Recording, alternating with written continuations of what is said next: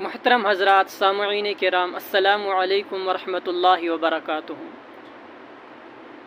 اللہ رب العزت نے شرک و تکبر کے برے انجام کی عبرتناک سزا کا بیان فرمایا کہ ایک مالدار مشرک کو اللہ تعالیٰ نے انگور کے 2 باغ عطا فرمائے تھے، جن کی چاروں طرف کھجور کے درخت اور بیچ میں لہلاتی کھیتیاں اور بہتی نہریں تھیں۔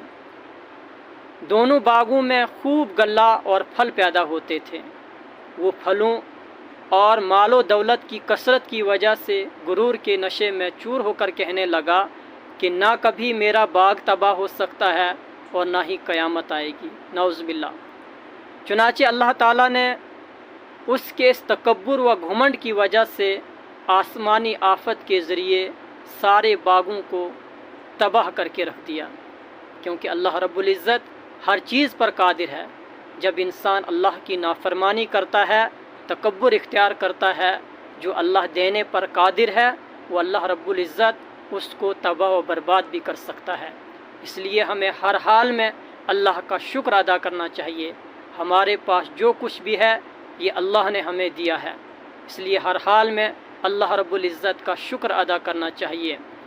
وہ انسان تکبر کرنے لگا اور کہنے لگا کہ مجھے یہ سب کچھ جو ہے ایسے ہی مل گیا اور نہ کبھی قیامت آئے گی، نعوذ باللہ۔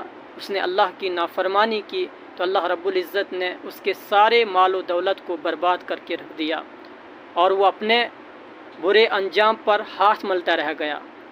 اس لیے انسان کو ہر وقت برے انجام سے ڈرتے رہنا چاہیے اور اللہ کا شکر ادا کرنا چاہیے، اللہ کی فرما برداری کرنا چاہیے۔